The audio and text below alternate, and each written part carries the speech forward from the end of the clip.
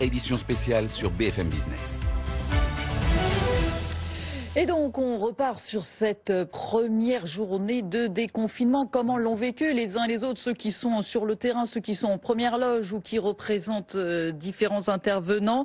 Près de 400 000 entreprises de toute taille en France, en tout cas, ont repris le travail. Et des entreprises qui, visiblement, attendent encore un soutien de l'État pour un certain temps, notamment les toutes petites. Et qui ont déjà recommencé à travailler, disons-le clairement, sincèrement, grâce au soutien de l'État maintenant depuis un certain temps. Marc Sanchez est avec nous. Bonsoir, secrétaire général du syndicat des indépendants. Bonsoir Monsieur Sanchez, merci d'être avec nous ce soir sur Bonsoir. Je disais que ces TPE qui ont recommencé à travailler, pour beaucoup d'entre elles aujourd'hui grâce au soutien de l'État. Ça, au moins vous en convenez, j'imagine, Monsieur Sanchez. Sans l'État, peut-être que beaucoup auraient déjà mis la clé sous la porte.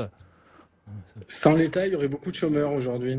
Je ne sais pas s'il y aurait beaucoup d'entreprises, mais il y aurait beaucoup de chômeurs. Donc sur cet aspect-là, sur le fait d'avoir préservé les salariés des TPE et des autres entreprises d'ailleurs, oui, bien évidemment. Mais la règle est à comparer aussi à d'autres pays européens qui sont à peu près dans la même situation que nous.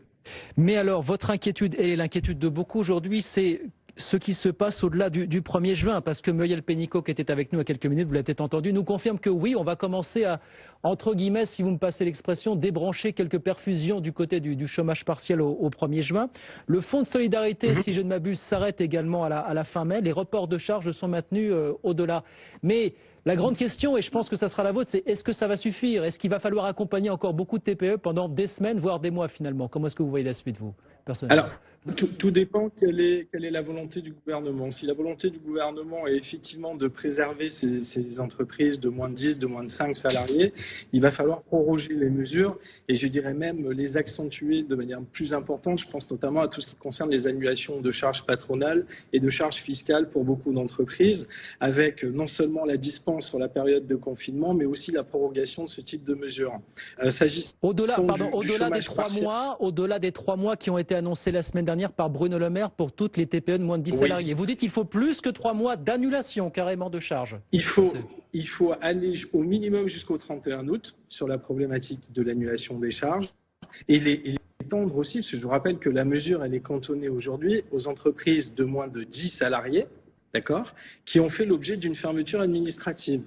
Toutes celles qui ont eu une perte de chiffre d'affaires de 90%, par exemple, ne sont pas du tout concernées par cette mesure. C'est 400 000 entreprises aujourd'hui qui, d'ici au 15 juin, vont être dans une situation où elles ne pourront plus faire face à leurs charges. Avec une reprise qui va être quand même, il faut bien se l'avouer, légèrement mollassonne pour le moins. On ne peut pas considérer qu'on soit dans une situation, on va dire, au même niveau que les TPE allemandes ou britanniques, par exemple, où là, le fonds de solidarité est quand même d'une ampleur beaucoup plus importante qu'il ne l'est en France. Mais sans se plaindre sur cet aspect-là, ce qu'il faut considérer aujourd'hui, c'est que la mise en place de ces mesures doit être effectivement prorogée dans l'hypothèse où on veut préserver ces entités commerciales de manière générale et les salariés qui vont avec, forcément. Au-delà des secteurs, Marc Sanchez, qui doivent rester fermés, qui doivent rester le rideau baissé aujourd'hui, il y en a encore...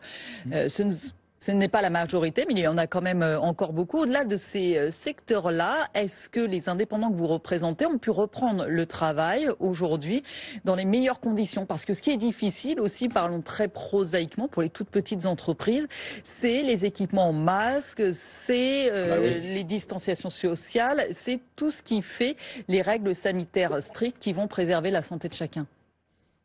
Ce qu'il faut ajouter en fait à tout ce contexte, à cette période de fermeture prolongée, c'est effectivement la mise en place des mesures de distanciation et surtout le coût qu'elles génèrent aussi pour les entreprises.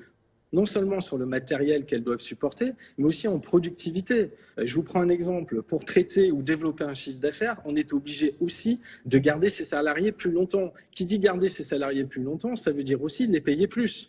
Donc on est en fait sur une activité qui en elle-même reste la même ou pourrait être la même et avec un surcoût qui aujourd'hui n'est pas pris en charge. Donc ça, c'est un vrai problème. Mais je vous dirais aussi que beaucoup de chefs d'entreprise, de chefs de TPE notamment, ont repris l'activité aujourd'hui avec envie et détermination. Et ça, c'est un message positif qu'il faut faire passer parce qu'ils ont cette envie de préserver leur outil de travail pour lequel ils ont effectivement suessant et haut pendant un certain nombre d'années. Ils n'ont pas envie de le perdre. Donc croyez-moi, ils sont très motivés. Encore une question, Marc Sanchez, sur l'après-mois de mai, sur le début du mois de juin. On va commencer à indemniser un petit peu moins le chômage partiel, nous a dit Muriel Pénicaud tout à l'heure. Raisonnablement dans un premier temps, et ça sera progressif. Raisonnablement pour vous, qu'est-ce que ça pourrait être ou ne pas être finalement ? Je ne peux pas vous donner de réponse. Enfin, je ne suis pas à la place de Madame Pénicaud, mais très sincèrement. Pour vous, qu'est-ce qui est acceptable, qu'est-ce qui est supportable ou pas par les TPE aujourd'hui finalement ? En termes de chômage partiel, ce qui nous importe beaucoup, c'est la flexibilité qu'on va pouvoir donner en fonction en période de travailler, des pics qu'on va devoir avoir d'activité ou pas d'ailleurs. Donc c'est la possibilité d'avoir recours au chômage partiel sans pour autant que ce soit quelque chose de systématique.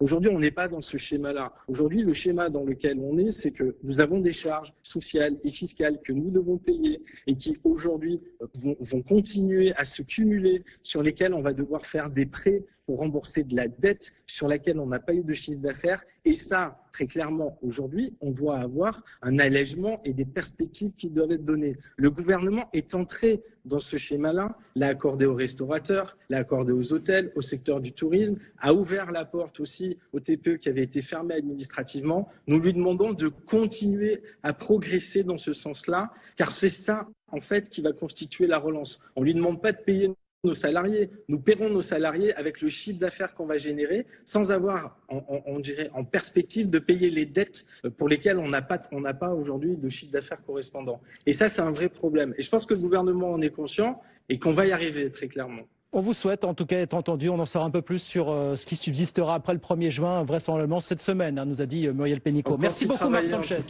Merci beaucoup. Merci à vous Marc Sanchez, secrétaire général du syndicat des indépendants. Merci d'avoir été ce soir sur BFM.